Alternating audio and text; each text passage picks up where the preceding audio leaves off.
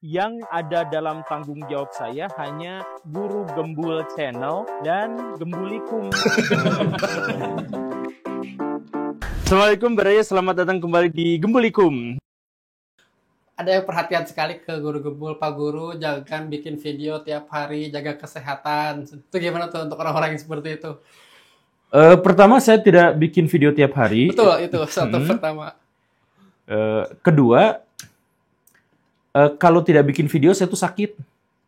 Dan saya tuh yakin dengan obesitas saya yang seperti ini tuh, kayaknya saya lebih gampang sakit seharusnya. Tapi saya tuh menikmati hidup gara-gara ide, keresahan, pemikiran saya yang membuncah tiap hari itu bisa berkurang dengan bikin video. Saya tuh punya banyak keresahan dan saya selalu bilang, saya selalu katakan kepada orang lain, setiap satu video saya yang jadi, itu ada 3 video yang nggak jadi. Karena saya tuh memproduksi ide itu tiap hari nggak harus dikeluarin gitu, harus diomongin gitu. Yang mungkin dieksekusi ya 2 hari sekali gitu. Tapi kalau misalkan kalau saya punya banyak kesempatan mah, saya tuh sehari 3 kali justru bikin videonya tuh gitu. Enggak, sekarang justru 2 hari itu 3 video. Nah, iya. Ya karena satu Guru Gembul kan misalkan 2 hari Guru Gembul 1, Gembulikum udah 2, 3 tuh jadinya. Iya, jadi sebenarnya punten ya, jaga kesehatan justru dengan video ini tuh saya jaga kesehatan. Makanya saya tuh pernah bilang sejak saya bikin video ini, frekuensi sakit saya tuh berkurang drastis. Bahkan tubuh saya tuh bisa mentolerir sakit-sakit yang kayak kemarin misalkan ya. Asam urat. Oh, asam urat, tapi itu mah aman. Batuk pilek misalkan. Batuk pilek dulu mah saya mah sampai demam gitu. Sekarang mah batuk pilek tuh ya memang batuk, ya memang pilek, ya memang bersin-bersin gitu. Tapi gak kerasa demam dan gak mengganggu aktivitas, gak lemes gitu. Ya karena antusiasme saya dalam bercerita, dalam bikin ketikan gitu ya. Sekarang tuh mau bahas apa gitu, terus cari sumber, ngedit, itu tuh sesuatu yang menyenangkan buat saya mah gitu. Jadi jangan khawatir Baraya, justru saya bikin video, ya justru sebaliknya Baraya jangan terlalu sering nonton video saya. Karena saya punya lebih dari 1000 video, termasuk juga ratusan podcast di mana-mana. Jadi bias nggak sih orang-orang pada akhirnya kalau misalkan terlalu banyak nonton Guru Gembul? Iya, jadi si Gana mau gitu. Jadi pada akhirnya orang tuh ngerasa saking deketnya, saking seringnya nonton Guru Gembul, ketika ada orang yang tidak sependapat dengan Guru Gembul, si orangnya tuh jadi dihajar juga seperti orang-orang yang fanatik terhadap orang lain pada umumnya. Iya, saya tuh khawatir gitu sih. Tapi ya saya sudah memperingatkan berkali-kalinya, bahkan yang video yang di... Ini boleh gak sih diomongin? Maksudnya di channel Guru Gembul banyak gak yang nyari-nyari video Guru Gembul di salah satu sekolah? Oh iya. Nah di channel Guru Gembul sendiri banyak gak yang nyariin mana videonya gitu? Ada beberapa orang yang nanya kayak gitu. Yang dikhawatirkan tuh jadi... Ya intinya gini lah Baraya, jangan menjadikan antusiasme Baraya pada konten-konten saya itu sebagai landasan untuk menghajar pendapat orang lain. Jadi tetap skeptis, tetap kritis. Ya saya juga manusia yang selalu salah. Selalu ya, salah itu selalu benar dan selalu salah itu bercampur sebagai manusia. Jadi ya kita mah untuk diskusi, untuk tukar pikiran, untuk mengasah pola pikir kita, untuk mengasah kecerdasan kita, dan untuk mengeluarkan keresahan kita, ya seperti itu. Tapi ya sama seperti manusia yang lain, bahwa saya punya kesalahan, punya kelemahan, jangan justru malah jadi ikon yang disakralkan gitu. Jangan jadi jangan jadi patron gitu. Ya syukur-syukur kalau misalkan Baraya, saya mah seneng gitu ya kalau misalkan ide-ide dan pemikiran saya tuh didiskusikan, diterima gitu ya dan lain-lain. Tapi saya mah yakin bahwa sekarang tuh zamannya saya tuh masih sangat kontroversial. Sekarang. Saya tuh yakin, tapi dalam 1-2 tahun ke depan, ide dan pemikiran saya itu akan semakin banyak diterima sama orang dan kontroversi itu akan menjadi semakin menyusut. Yang kadang saya tuh bingung kontroversinya tuh di mana tahu Pak Guru? Iya, saya juga nggak, ya, tapi kita tuh ada di sebuah zaman yang disebut oleh para filosof itu post-truth. Zaman pasca kebenaran. Zaman pasca kebenaran itu adalah bahwa Kita nggak bisa mengklaim kebenaran secara absolut. Dan kita memang, kalau dulu mah, semua orang terbukti tidak bisa menemukan kebenaran. Tapi mereka masih bisa merasa bahwa diri mereka itu benar. Nah, di zaman sekarang, orang yang mencari kebenaran dijamin bingung. Karena saking banyaknya informasi, karena semakin banyak orang yang menyampaikan gagasan yang saling bertentangan tapi semuanya masuk akal, dan karena memang sejak awal kita tuh harus menyadari bahwa kita tuh gak pernah benar. Contohnya gini lah, ini jawab ya, mana yang benar nih? Menurutku ya. Ya, saya mengeja dalam bahasa Inggris, one, Satu, gitu. Harusnya kan dibacanya one, sama saya dibaca one. Mana yang salah? Saya atau orang Inggris? Ya, Anda. Karena kan itu standar Inggris. Nah, itu kan orang Inggrisnya pakai standar yang salah. Udah jelas, O, dia bacanya O itu O. N, dia baca N-nya N. Dia E, dia bacanya I. Gitu kan? Yeah. Harusnya dibaca Oni, gitu kan? Tapi dia baca one. Apa hubungannya? Di mana hubungannya? Dia yang salah. Ratusan juta orang Inggris dan yang penutur bahasa Inggris itu salah. Saya yang benar. Karena saya nyebutnya one atau oni. Atau misalkan saya nyebutnya hour. Orang sana nyebutnya hours. Apa hubungannya? H jadi O itu di mana? Gak ada satupun kata bahasa Inggris yang konsisten dalam diksi-diksi dan kosakatanya. Gak ada kan? Jadi kalau misalkan saya membenarkan mereka, siapa yang benar? Ya mereka, berarti kalau Anda membenarkan mereka mah. Enggak, jadi saya berusaha untuk membenarkan mereka gitu. Merekanya kekeh di jalan yang salah. Jadi ratusan juta penutur bahasa Inggris itu yang salah atau saya yang salah? Yang menentukan Inggris jadi bahasa internasional tuh yang salah berarti. Lah, kenapa? Ya kan, jadi kenapa Inggris yang udah jelas-jelas salah jadi bahasa internasional gitu. Ya enggak juga. Nah, jadi sebenarnya ini adalah salah satu fenomena post-truth yang susah untuk dijelaskan. Gitu. Jadi bahkan ketika kita sudah menemukan bahwa satu itu benar, itu tetap dianggap sebagai salah karena kesepakatan masyarakat menyebut itu adalah sebuah kesalahan. Makanya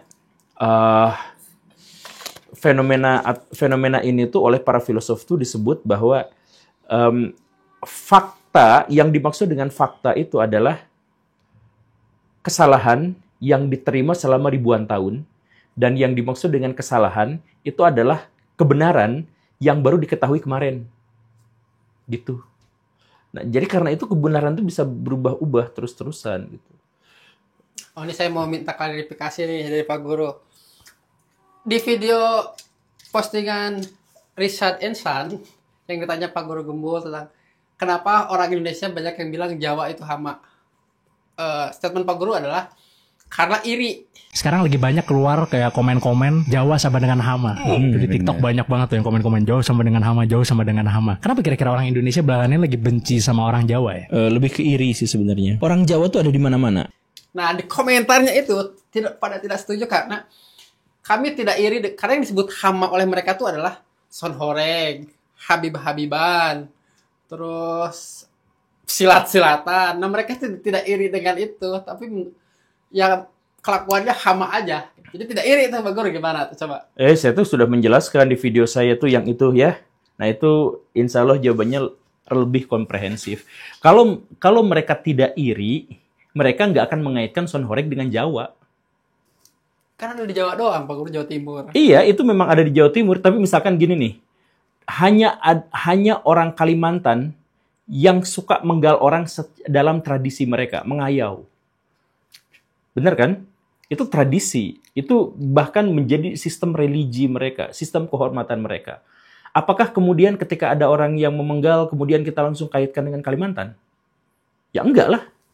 Enggak juga. Enggak harus begitu gitu. Cara kerjanya tuh enggak harus gitu. Jadi hanya gara-gara Son Horeng itu ada di Jawa, kemudian kita kaitkan bahwa Son Horeng itu adalah tradisi Jawa, itu di mana ceritanya? Kalau misalkan itu memang tradisi Jawa, sebutkan naskah di tahun 1800-1700 bahwa Son Horeng sudah ada. Atau cerita sudah itu. Kan tidak ada. Kalau tidak ada berarti dia bukan tradisi. Karena istilah tradisi itu adalah kebiasaan masyarakat yang sudah turun-temurun antar generasi. Sedangkan Son Horeg itu baru pas tahun 2000 awal. Begitu. Nah, misalkan begitu ya. Jadi harus diakui juga bahwa orang Jawa yang melakukan kekonyolan-kekonyolan dan memalukan diri mereka sendiri itu menjadi satu faktor. Itu betul. Tetapi faktor yang lain, ada keirian, itu juga betul. Jangan pernah menganggap bahwa satu akibat itu disebabkan oleh satu sebab. Gak ada ceritanya, Yaya. Satu akibat disebabkan satu sebab itu gak ada. Satu akibat disebabkan satu sebab. Apa coba? Kebakaran. Apa? Kebakaran. Misalkan ya, kebakaran disebabkan oleh apa? Satu aja misalkan. Korsleting listrik. Korsleting listrik tidak akan menjadi kebakaran kalau rumahnya semuanya total anti api. Jadi penyebabnya adalah korslet dan bahan yang mudah terbakar. Bersatu padu dua sebab itu dalam satu kesatuan. Dan korsleting itu terjadi karena apa? Misalkan karena ada air. Kalau seandainya instalasi airnya pada waktu itu benar, maka tidak akan ada korsleting. Jadi masalahnya ada 3. Airnya yang nggak benar, kemudian terjadi korslet, dan area di situ itu adalah area yang mudah terbakar.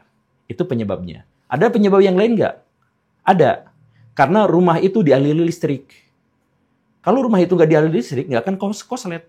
Jadi ada banyak penyebab untuk menghasilkan satu akibat. Coba saya nyoba yang lain. Coba. Mati tenggelam doang gitu pasti. Mati tenggelam. Oh, ya itu mati karena tenggelam. Oke. Oh, mati tenggelam. Itu apa? Akibat. Itu akibat kan? Iya, akibatnya mati. Akibatnya mati tenggelam. Jadi penyebab pertama, dia nggak bisa berenang. Gitu kan? Pada waktu itu nggak ada yang nolongin. Kalau ada yang nolongin nggak jadi. Atau misalkan sebab yang lainnya itu adalah karena misalkan karena dia ceroboh, atau misalkan karena dia kejang-kejang kakinya dan sebagainya. Jadi tetap ada banyak penyebab dari mati tenggelam itu. Coba mati tenggelam, tiba-tiba mati tenggelam kan nggak mungkin juga. Pasti ada rangkaian penyebab sebelumnya.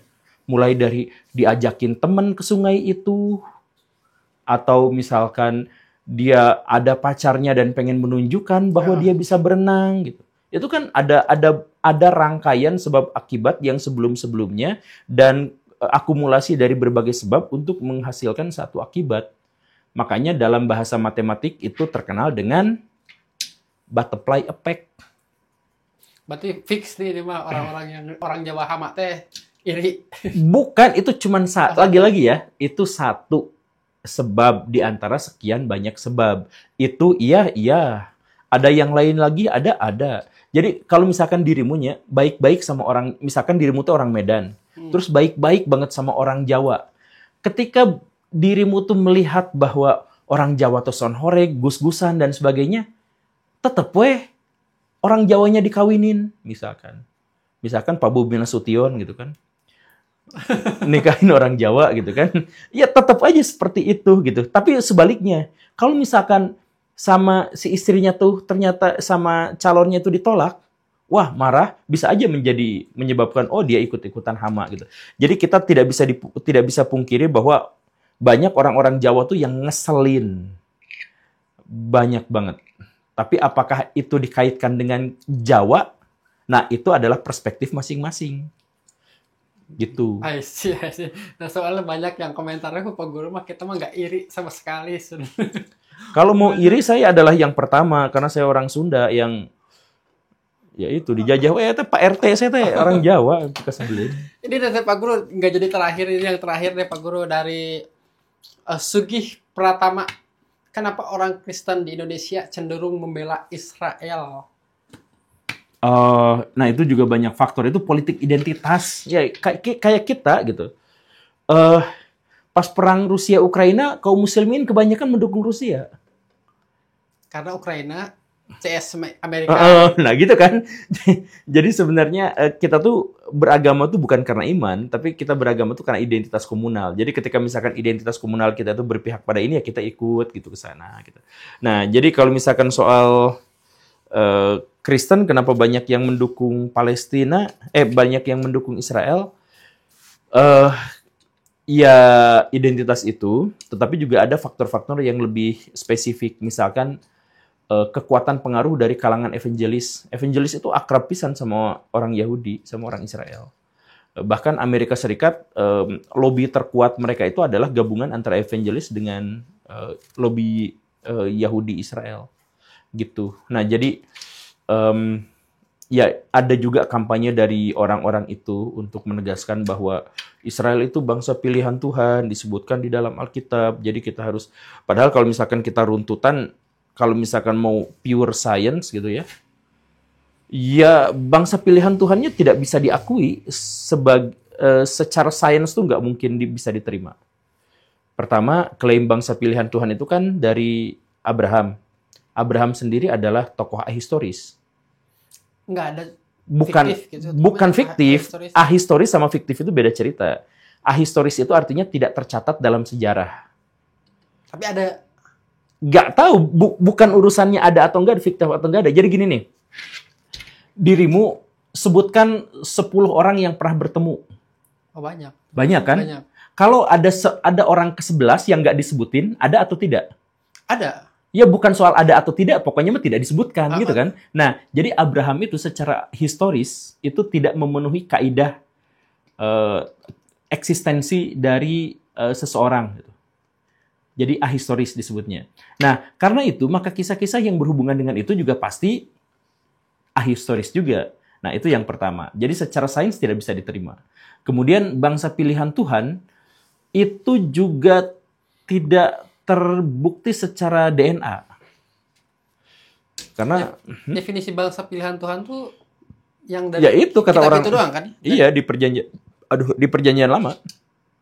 Itu adalah bangsa pilihan Tuhan yang benci Israel bakal dikutuki sama Tuhan gitu. Jadi kamu benci Israel tuh masuk neraka. Nah, itu dalam perjanjian lama misalkan seperti itu gitu ya. Nanti cari dalilnya, bisa saya dibully lagi. Tapi ada dalilnya yang seperti itu gitu. Soal misalkan nanti ini kan harus diinterpretasikan maksudnya gini-gini, ya itu mah interpretasi ya, silakan aja gitu. Nah, tapi orang-orang evangelis biasanya atau orang-orang yang terpengaruh oleh dakwah evangelis biasanya memang dekat dengan orang-orang Kristennya, dekat dengan orang Israel. Sedangkan yang tidak terlalu terpengaruh oleh evangelis ya biasanya netral aja gitu. Karena sebenarnya ada apa ya? Ada kebencian historis antara orang Yahudi dengan orang Israel tuh. Sama orang Yahudi tuh. Gimana? Ada kebencian historis? Kebencian historis. Jadi Orang Yahudi ke Israel gitu. orang Yahudi benci orang Kristen tuh benci orang Yahudi. Bahkan di abad pertengahan orang-orang Yahudi tuh gak mau tinggal di wilayah Kristen, maunya tinggal di wilayah Muslim. Makanya negara Muslim tuh rada maju gitu, karena orang Yahudinya banyak di situ. Ya selain faktor yang lain gitu ya. Gitu. Ya gitulah. Gitu saja Pak Guru untuk hari ini, videonya panjang ini, saya nggak tahu jadi berapa episode ini. Terima kasih Pak Guru. Assalamualaikum warahmatullahi wabarakatuh. Waalaikumsalam warahmatullahi wabarakatuh.